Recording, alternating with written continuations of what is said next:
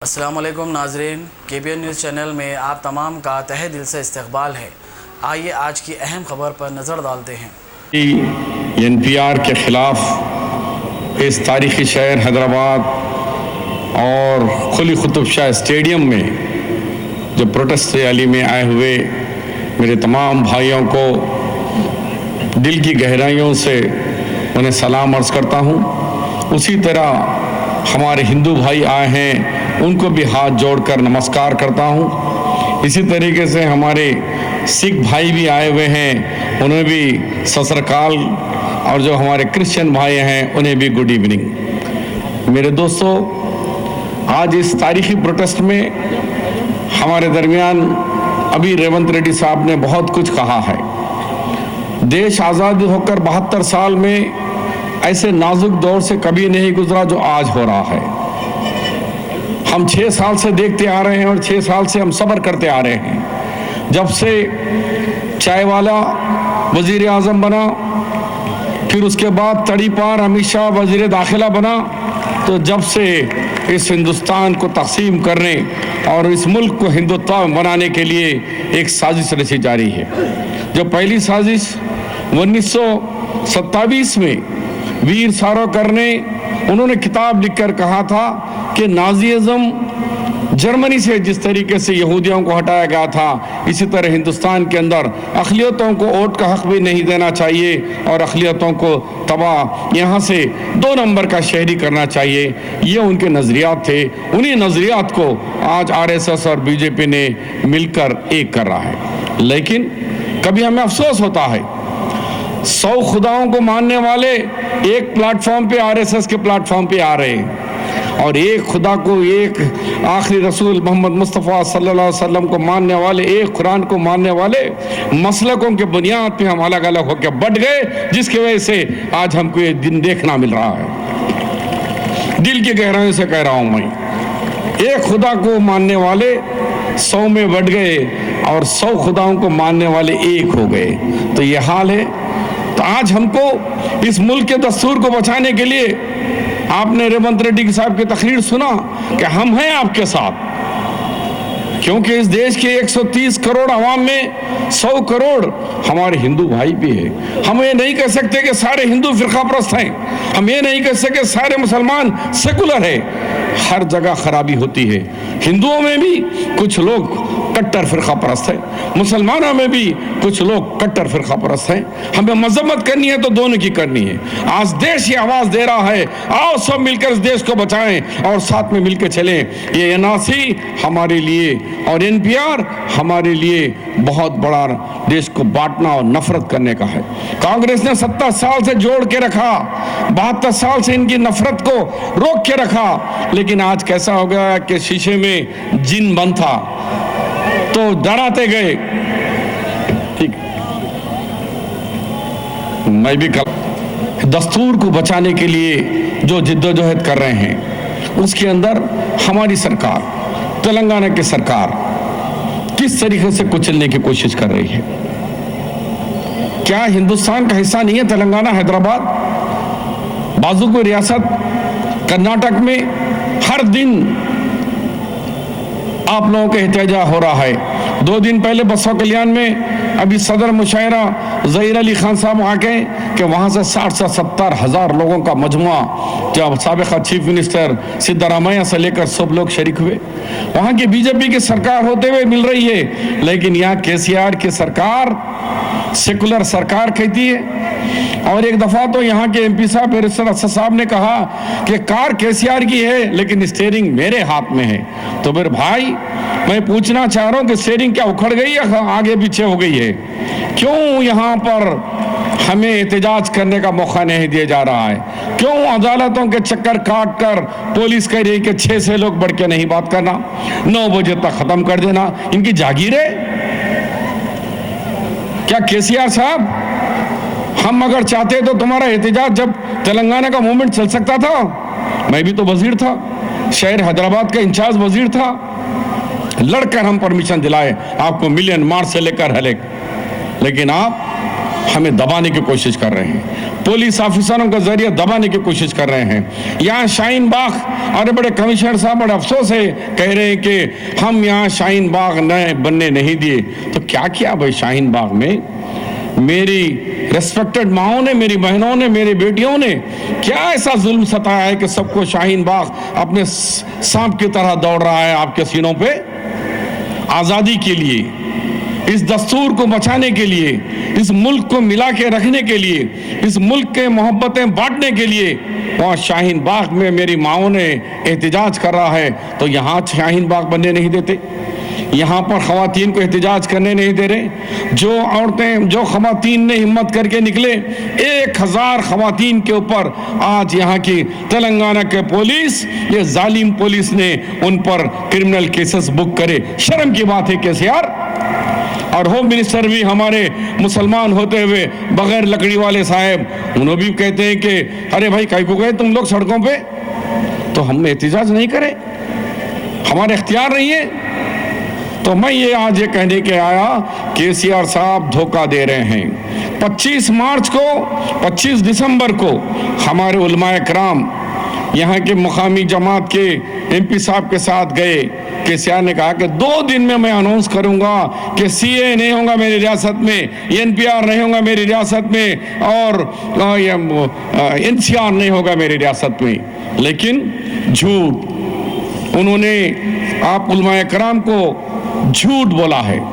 इसलिए कि मेरे पास ऑर्डर कॉपी है कि इसने ऑर्डर दे चुका है 10 तारीख को, 10 फरवरी को, कि इस रियासत के अंदर एनपीआर आप जारी करो, लेकिन नाम एनपीआर नहीं, 2021 सेंसस के हिसाब से उन्होंने ऑर्डर दे दिया है। धोखेबाज केसीआर साहब, ये आपका ऑफिस का ऑर्डर है, ये जीएडी का ऑर्डर है, गवर्नमेंट का ऑर्डर है। उसके ऊपर कल होम मिनिस्टर ने भी कह दिए हैं हमें एनपीआर करने से हमें कोई नुकसान नहीं है, एनपीआर इस रियासत में होगा। आप बताओ, इस रियासत का होम मिनिस्टर मुसलमान होते हुए ये कह रहे हैं कि एनपीआर होगा, सीए नहीं होगा, एनसीआर नहीं होगा। अरे भाई, एनसीआर एनपीआर एक ही है। तुम बताओ, तुम्हारे बाप का नाम तो बता सकते हैं, सर्टिफिकेट ला सकते, वालिद का नाम तो बताएंगे तुम, लेकिन आपके वालिद और वालिदा का सर्टिफिकेट बता दो कि होम मिनिस्टर साहब और केसीआर साहब, मैं इसी मन से अभी उतर के चले जाऊंगा। अरे मेरा सर्टिफिकेट नहीं है मेरे पास, मेरे वालिद मोहतरम जो स्कूल में लिखा है वही सर्टिफिकेट चल रहा। जब मैं पैदा हुआ, मैं एक गांव में पैदा हुआ, क्या दवाखाना नहीं था, प्राइमरी सेंटर नहीं था, सर्टिफिकेट का सिस्टम नहीं था। जब मेरा नहीं है, मेरे वालिद मोहतरम, मेरे वालिदा का मोहतरम का सर्टिफिकेट कहां से लाऊं? बताओ केसीआर, दम है तो तुम्हारे पास बताओ। होम मिनिस्टर महमूद अली साहब, तुम्हारे वालिद का और वालिदा का सर्टिफिकेट क्यों बेवकूफ बना रहे हो आवाम को? क्यों हमारे उलमाए कराम को 2-2 घंटे बिठाकर तकरीरें करे लेकिन अमल नहीं हुआ? तो आज आपको सोचना है कि ये सरकार धोखेबाज है। जिस तरीके 12% का हमें धोखा दिए, ये भी धोखा देने चाहिए। और भी आपको बड़े अहम बात बताते चलूं कि आज वक्त है, हमें मुसलमान की बात नहीं है, हमें इस देश के अंदर रहना है, हम सबको लेना है। आज रेवंत रेड्डी आके हमारे साथ में बैठे हुए हैं। आज सोनिया गांधी साहब 20 अपोजिशन पार्टियों को लेकर राष्ट्रपति के पास जाके कहते हैं कि मेरी रियासतों के अंदर एनसीआर और सीएए एनपीआर नहीं करने दूंगी। केरला की सरकार ने वहां पर असेंबली में बिल पास किया। उसके बाद पंजाब के चीफ मिनिस्टर अमरिंदर सिंह ने बिल पास किया कि no NRC, no CAA, no NPR. फिर हाईकोर्ट में भी चले गए। उसके बाद बंगाल की शेरनीनी में वहां भी उन्होंने भी कहा कि भाई हम भी हमारे रियासत में नहीं होने देंगे। कांग्रेस की सरकार आपके राजस्थान के गहलोत ने भी पास किया, राजस्थान के मध्य प्रदेश के अंदर भी हमारे चीफ मिनिस्टर ने पास किया, पांडिचेरी के कांग्रेस के चीफ मिनिस्टर ने भी बिल पास किया। फिर आंध्र प्रदेश तेलंगाना को क्या हो गया है? क्या हो गया है? जो मुस्लिम कायदीन जो उसमें के मदद कर रहे हैं, घेराव करना चाहिए चीफ मिनिस्टर का। केसीआर के घर के सामने धरना बैठना चाहिए कि भाई तुम कब अनाउंस करने वाले हो? एक तरफ कहते हैं कि असेंबली में लाऊंगा और दूसरी तरफ ये गवर्नमेंट का ऑर्डर दे दिया उन्होंने। और कल होम मिनिस्टर ने भी कह दिया कि एनपीआर होगा इस रियासत के अंदर क्योंकि ये सेंसस है। हमें भी मालूम है सेंसस है, तो ऐलान कर दो कि मोडालिटी क्या है आपके। मगर कांग्रेस की सरकार ने कहा कि हम तीनों भी अमल नहीं करेंगे हमारे रियासतों के अंदर। ये गट्स क्यों नहीं है? इसलिए कि मोदी साहब के ये गुलाम हैं, मोदी साहब के चमचे हैं। मोदी साहब और अमित शाह से इनका पेशाब गिर जाता है उनका बात आते ही। तो ये सीएम साहब यहां तो बड़े बातें करते, दिल्ली जाते डाइफ मारते। तो ये डाइफ मारों के बाद से हमको अभी होशियार होना। कुछ कहते हैं भाई कांग्रेस ने क्या किया। अरे कांग्रेस ने 70 साल के अंदर तुम्हें ये नहीं पूछा कि क्या खाना खाते हो, कहां मस्जिद बनाते हो, कहां दरगाह बनाते हो, कहां हरा झंडा लगाते हो, कहां शादी करते हो, कितने शादी करते हो, क्या कपड़े पहनते हो। ये कभी नहीं कहा, किसी की हिम्मत नहीं हुई इस देश के अंदर के कांग्रेस के दौर में क्या आप लोगों को पूछने की। आज आपसे सर्टिफिकेट मांगा जा रहा है कि तुम मुसलमान है नहीं है, क्या खाना खा रहे।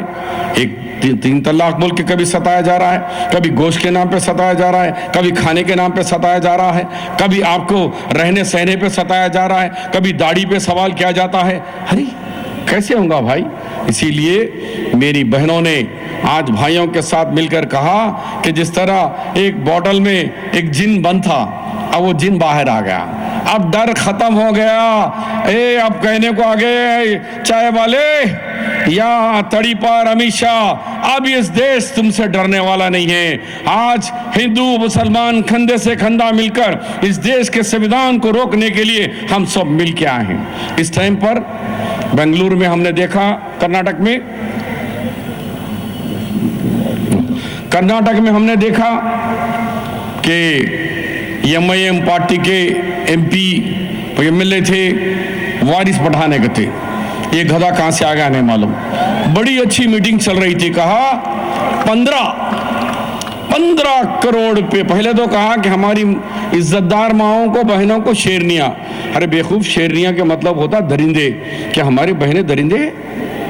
अरे मुहजिब है, इस देश की आजादी के लिए अपना खून बहाए। इस आजादी किसी बाप की जागी नहीं है, आरएसएस की, मोदी की या अमित शाह की। उनसे बड़ा खून हमने बहा है। आप गूगल खोलो, उनका नाखून भी नहीं गया आरएसएस वालों का। लेकिन हमारे उलमाए कराम के हजारों लिस्ट पड़ेगी। इंडिया गेट पे जाके पढ़ो, सारे नाम मुसलमानों के मिलेंगे। 80% जो शहीदों के नाम है। हमने बलिदान दिया है, हमने खून दिया है, हमने इन मुल्क को आजादी के। तुम कहां थे? तुम तो अंग्रेजों से माफी मांगकर पैर पड़ रहे थे, अंग्रेजों के आरएसएस वाले। लेकिन आज हमको कह रहे हैं कि आप बताओ सर्टिफिकेट कहां है। तो इसके लिए हम भी जिम्मेदार हैं। मैं पूछना चाह रहा हूं कि वारिस जी, क्या आपको हमारे माए बहने आपको शेरनी दिख रहे? क्या लड़ने के लिए बैठे वो लोग? 2-2.5 महीने से बैठे हुए हैं, छोटा सा इंसिडेंट भी नहीं हुआ। बताओ कि -डिग्री के अंदर मासूम बच्चों को लेकर, एक खातून का 12 दिन के बच्चे को लेकर तक भी वहां बैठी हुई है। बच्चा मर भी गया, फिर भी 4 दिन के बाद औरत आकर बैठी हुई है। तो उसके जज्बे को सलाम करिए, सलूट करिए सब जने मिलकर। सलाम शाहीन बाग के मेरी माओं को, बहनों को, मेरी बेटियों को। उसके बजाय शेरनी कह रहे। उसके बाद कह रहे कि 15 करोड़ आ जाएंगे। एक लीडर बोला कि 15 मिनट हटा दो। 15 मिनट कहां से आ गया नहीं मालूम। 15 मिनट हटा दो, हम देख लेंगे। कहां देखे नहीं मालूम। एक जने बोले 15 बॉटल खून दे देता हूं, वो कैसे खून देते पता नहीं। अब ये आया कि 15 करोड़ तेरी जागीर है। 15 करोड़ का ठेका लिया तू, ठेकेदार है तुम। 15 करोड़। अरे हमको हिंदू भाइयों के साथ मिलकर लड़ना है, हमको जंग करने के लिए नहीं जा रहे। हमारे दस्तूर को बचाना है। तो हमें पार्लियामेंट के अंदर 542 सीटों के 44 में हमारी मेजॉरिटी 250 के ऊपर होनी है, 274 होना है हमको। तो वहां करेंगे या फिर एक के ऊपर हम निसार करेंगे। अब आपको फैसला करना होगा कि हमको हमारी इस मुल्क की सालिमियत को रेवंत और शब्बीर मिले तो ताकत बनी, सोनिया गांधी और तमाम 20 अपोजिशन बने तो अपोजिशन बनी। एक आदमी से नहीं हो सकता भाई। बिल फाड़े, मैं भी फाड़ा, रेवंत रेड्डी भी फाड़े। रेवंत रेड्डी को हमारे को पूरा एक सेशन बर्खास्त कर दिए केसीआर साहब। वो मार हम गवर्नर को मारे, वो गवर्नर को नहीं लेके चेयरमैन को लग गया। चेयरमैन आंख चले गई बोल के 20 दिन हॉस्पिटल में ज्वाइन हो गया स्वामी गौड़ साहब। हमको एक सेशन पूरा 1 महीना सस्पेंड कर दिए। कोई नई चीज नहीं है। हरीश राव गवर्नर को मारे उठा के, जब तेलंगाना की गड़बड़ में ऐसा बहुत दफा होते रहता है, मगर उसके लिए हम ये समझ रहे कि कुछ होगा। तो भाइयों, कुछ ऐसे शरपसंद लोग जो आज मुल्क होने दो, एक ही अज़ाम पे होती, मुल्क को जो तोड़ने के लिए जो कोशिश हो रही है, हम लोग फिरका परस्त नहीं। आज हमारा तिरंगे के साए के नीचे बैठकर आज हमारे मुसलमान भाई भी हम आज़ादी के लिए लड़े थे, अब ये दूसरी आज़ादी है, ये हमारे दस्तूर को बचाकर मुल्क को बचाने के लिए ये दूसरी आज़ादी के लड़ाई लड़ रहे हैं। इसमें हम कंधे से कंधे मिलना है और मुसलमान, सिख, ईसाई, जैन हर एक को लेकर हमको मिलकर चलना है। इसीलिए मैं ज़्यादा वक्त लिए बगैर बुलाओ उनको, नहीं, हमारे शायर साहब को बुला लो भाई। अरे आ रहे क्या होता है, ठीक है, क्योंकि ये भी एक ही घंटा बचा हुआ है, फिर उनसे तो 2-3 घंटे तो मुसलसिल बोलते हैं वो। तो भाइयों, मैं आपसे फिर अदबन गुजारिश करता हूं कि अल्लाह के वास्ते मैं आपसे वादा लेना चाह रहा हूं कि हम फिरका परस्त, चाहे मुस्लिम फिरका परस्त हो चाहे हिंदू फिरका परस्त हो, दोनों से दूरी अख्तियार करते हुए मुल्क के जमहूरियत पर यकीन रखने वाले लोगों को हमें मदद करना है। बताओ, क्या वारिस पठान की तकरीर की जरूरत थी? तकरीर की जरूरत थी क्या? 15 करोड़ हम जाके 100 करोड़ पे मुकाबले के लिए जंग के लिए जाना है?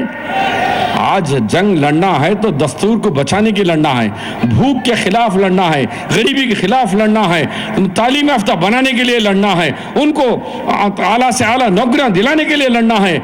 लेकिन नफरत की बोझ फैलाने वालों को उनकी भी मजम्मत करना पड़ेगा आपको, तभी जाकर इस देश के अंदर। क्योंकि मुझे एक वीडियो भिजाए, एक बड़ा फिल्म एक्टर फोन करके बोला, शब्बीर साहब, अरे यार तुम्हारे पास भी कुछ लोग ऐसे होते हैं, हम जैसे सेकुलर हिंदू को प्रॉब्लम में डाल देते, हम लड़ रहे हैं आरएसएस वालों से, लेकिन तुम लोग एक चुटकुला छोड़ देते, फिर हम परेशान होते, हम फिर बैक फुट पे आ जाते, फिर थोड़े दिन के बाद हम लड़ने जाते, फिर तुम्हारे लोग को एक बयान दे देते, फिर हम पीछे हो जाते।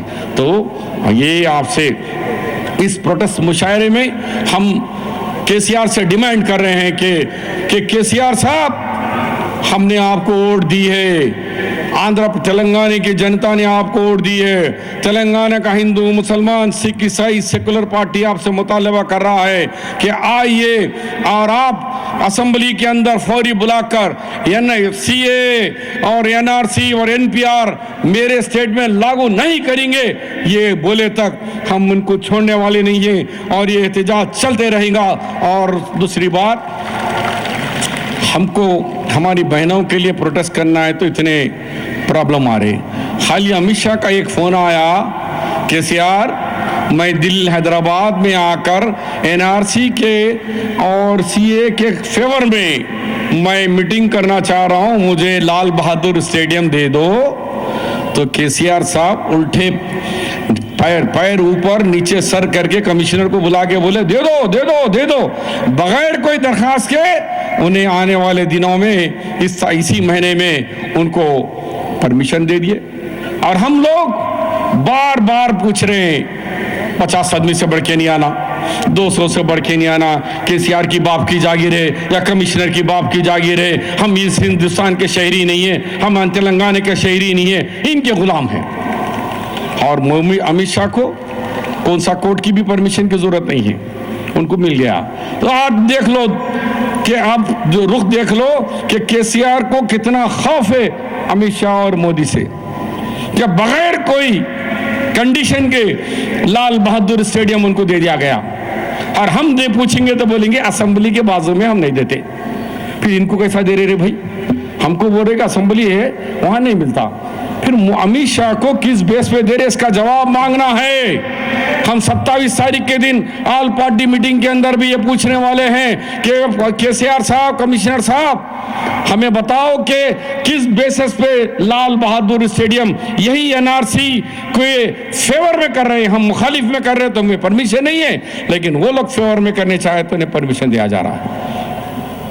तो ये दो रुखी पॉलिसी। और यहाँ के मुकामी कायदीन से कह रहे हैं कि भाई आप दूसरे रियासतों में जाके तो शाहीन बाग बनाओ, सड़कों पे आओ, बड़े पे, यहाँ कहीं को नको भाई। यहाँ क्यों नहीं? यहाँ क्यों सड़कों पे आने से रोका जा रहा है? क्यों शाहीन बाग के लिए मेरी बहनों को, मेरी माओं को, मेरी बेटियों को इजाजत नहीं दी जा रही है? क्या हो गया आपके स्टीयरिंग को? स्टीयरिंग कुछ टूट फूट गई क्या? भाई, कल नमरूद की नमरूद नहीं रही, ना फिरौन की फिरौनी नहीं। ऊंचाई पे जाने के बाद नीचे गिरना है, हर उरूज के बाद जवाल आना है, और इंशाअल्लाह बहुत जल्द ऐसे लोग जो डबल गेम खेलने वाले हैं, कौम को बेचने वाले हैं, उनका जवाल बहुत जल्द आएगा और आपके नजरों के सामने आएगा इंशा। कहते हुए मैं फिर एक दफा यही कि हमारा प्रोटेस्ट जारी रहेगा और आप कुछ हिम्मत के साथ रहिए। अरे भाई, कब तक करेंगे? आज़ादी की लड़ाई के लिए भी कई सालों लड़ना पड़ा। हर चीज़ को पाने के लिए कुछ मुसीबतें उठाना पड़ता है। आप अंबिया के देख लीजिए, इब्राहिम अलैहिस्सलाम से लेके आखिरी पैगंबर मोहम्मद मुस्तफ़ा सल्लल्लाहु अलैहि वसल्लम की ज़िंदगी को उठा के देखिए कि हिजरत करना पड़ा अल्लाह के रसूल सल्लल्लाहु अलैहि वसल्लम को। जंग बदर लड़ना पड़ा, जंग उहद लड़ना पड़ा, जंग खंदक लड़ना पड़ा। क्या हुजूर पाक सल्लल्लाहु अलैहि वसल्लम दुआ करके, ए अल्लाह तुम फरिश्तों को भिजा दो और मुझे जंग जिता दो, तो क्या नहीं कर सकते थे? क्या अल्लाह ताला उनकी दुआ को कबूल करके फरिश्ते जमीन पे भिजाकर जिता के नहीं देते थे? नहीं, उन्होंने खुद जंग बदर लड़ा है, जंग खंदक, जंग ओहद। अल्लाह के रसूल ने दुआ करते नहीं, तलवार लेकर लड़े। तो आज हमको भी हिंदू मुस्लिम सायों के लेकर ये चाय वाले के खिलाफ, ये आरएसएस और ये तड़ीपार अमित शाह के खिलाफ लड़ने के लिए तैयार होना है, तैयार रहना है। मेरी बहनों को फिर एक दफा, जो हम मर्दों से भी ज्यादा आगे आकर आपने शाहीन बाग का नाम सारे दुनिया में रोशन करे, फिर एक दफा इस खुली Qutub Shah stadium protest rally से आपको सलाम करता हूं, आपके मासूम बच्चों को शहीद करता हूं। जो लोग इस रैली में शहीद हुए हैं, जो लोग इस यूपी में 19 लोग पुलिस के गोलियों के निशाना बने हैं, उन शहीदों को भी मैं आज अल्लाह से दुआ करता हूं कि उनको शहीद का मर्तबा दे। जो इस हिंदुस्तान को बचाने के लिए जाने दिए हैं, उनको भी हम याद करते रहेंगे और हमेशा याद करते रहेंगे। उनके कुर्बानियां रहेगा नहीं जाएंगे। कहते हुए इस प्रोटेस्ट में जितने ऑर्गेनाइजर्स जो यहाँ पर सलीम साहब, अगर आपने हमारे चैनल को अभी तक सब्सक्राइब नहीं किया है तो यहाँ पर रेड कलर का सब्सक्राइब बटन दिख रहा है, उसे क्लिक करें और हमारे चैनल को सब्सक्राइब कीजिए और साथ ही साथ बेल आइकन को भी क्लिक कीजिए, जिससे आपको ताज़ा अपडेट मिलती रहे।